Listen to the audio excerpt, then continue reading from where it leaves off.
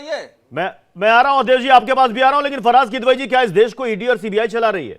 ED और CBI के डंडे से सबको हांका जा रहा है, डराया जा रहा है, धमकाया जा रहा है, और सुप्रीम कोर्ट के सामने सही तथ्य नहीं रखे जा रहे हैं। न्यायपालिका तो है ना, सबको यकीन है, विश्वास है। प्रबोध जी देखिए बिल्कुल न्यायपालिका के ऊपर पूरा विश्वास है, लेकिन जिस तरह से ये सरकार, खाली ईडी सीबीआई की बात नहीं है, आप देख लिए कि इलेक्शन कमिश्नर ऑफ इंडिया के में जो अपॉइंटमेंट्स का, चीफ इलेक्शन कमिश्नर का जो मामला है, या जो इलेक्शन कमिश्नर का मामला था, उसमें सुप्रीम कोर्ट की ने बोला था कि एक प्रधानमंत्री जी रहेंगे, एक चीफ जस्टिस ऑफ इंडिया रहेंगे और एक इनके जो है विपक्ष के नेता रहेंगे। लेकिन क्योंकि डायरेक्टली और इनडायरेक्टली प्रबुद्ध जी जो सरकारी एजेंसीज हैं उनको इन्फ्लुएंस करने के लिए इन्होंने क्या किया, इलेक्शन कमीशन ऑफ इंडिया में भी सुप्रीम कोर्ट के उस फैसले को पलट करके, और इन्होंने क्या किया कि प्रधानमंत्री जी ने अपने को रखा, उसके बाद में अपने कैबिनेट मिनिस्टर को रखा और एक लीडर ऑफ अपोजिशन को रखा। तो जो सरकार चीफ जस्टिस ऑफ इंडिया को रिप्लेस कर देती है अपने कैबिनेट मिनिस्टर से डायरेक्टली या इनडायरेक्टली, जो इलेक्टोरल प्रोसेस हो उसको इन्फ्लुएंस करने के लिए, उसको आप कैसे नहीं कटघरे में खड़ा कर सकते हैं कि वो ईडी और सीबीआई को जो है वो इन्फ्लुएंस करती है? पहली बात।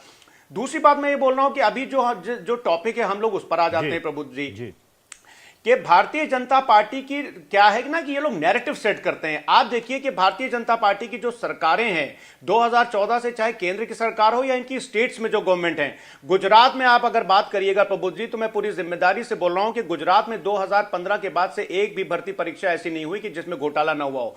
13 बड़े भर्ती परीक्षा में के घोटाले हुए हैं, चाहे वो पावर कॉर्पोरेशन का हुआ हो, चाहे वो फॉरेस्ट गार्ड का हुआ हो, चाहे वो टीचर्स का हुआ हो, चाहे वो पुलिस कांस्टेबल का हुआ हो। अभी आप देखिए कि मध्य प्रदेश में इलेक्शन चल रहे थे प्रभु जी, और मध्य प्रदेश में डीमैट का घोटाला इतना बड़ा था कि जिस समय वहां के मुख्यमंत्री खुद उस विभाग के मंत्री थे, 10,000 करोड़ रुपए से ज्यादा का वो घोटाला था।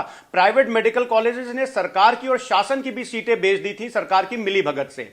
अभी कुछ दिन पहले आप देखिए मध्य प्रदेश में ही प्रभु जी बीजेपी के ही मंत्री के कॉलेज को शासन ने खुद प्रतिबंधित कर दिया था, क्योंकि वहां की सरकार ने, मध्य प्रदेश की सरकार ने यह माना था कि जो शिक्षक पात्रता भर्ती घोटाला हुआ था वो सरकार ने खुद स्वीकारा था कि इसी कॉलेज से हुआ था। बीजेपी के एक एमएलए के कॉलेज से पटवारी भर्ती परीक्षा के 60 टॉपर्स निकले थे, जिसमें 15-15 लाख में पद बेचे गए। और आपने कभी सुना कि वहां पर ईडी और सीबीआई गई हो?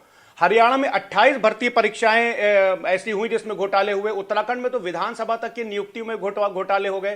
तो ना उत्तराखंड में ईडी सीबीआई गई, ना हरियाणा में गई, ना मध्य प्रदेश में गई, और ना गुजरात में गई। अब देखिए प्रॉब्लम क्या है प्रभु जी, प्रॉब्लम यह नहीं कि हम लोग, खासकर समाजवादी पार्टी, किसी भी एक इंडस्ट्रियलिस्ट के खिलाफ नहीं है। हम लोग उस मोडस ऑपरेंडी और उस विचारधारा के खिलाफ हैं जो कि क्रोनिक कैपिटलिज्म को बढ़ावा दे रहा है। आज देश में क्या हो रहा है, मैं कुछ नहीं बोल रहा हूं, ये तो तमाम जो सरकारी रिपोर्ट्स हैं, और उसमें से अच्छी खासी रिपोर्ट्स आपको इस किताब में ही मिल जाएंगी, इकोनॉमिक सर्वे ऑफ इंडिया। इसको इसमें लिखी हुई बातों को I think Bharatiya Janata party के प्रवक्ता या उनके लोग ये नहीं बोलेंगे कि ये जॉर्ज सोरोस की कोई साजिश है।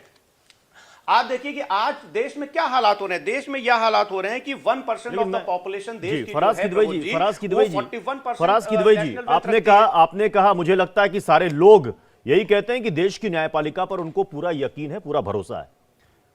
आपने कहा हम किसी इंडस्ट्रियलिस्ट के खिलाफ नहीं है, किसी उद्योगपति के खिलाफ हम नहीं है, लेकिन इस देश ने यह भी देखा है कि हर्षद मेहता से लेकर तेलगी तक नप गए।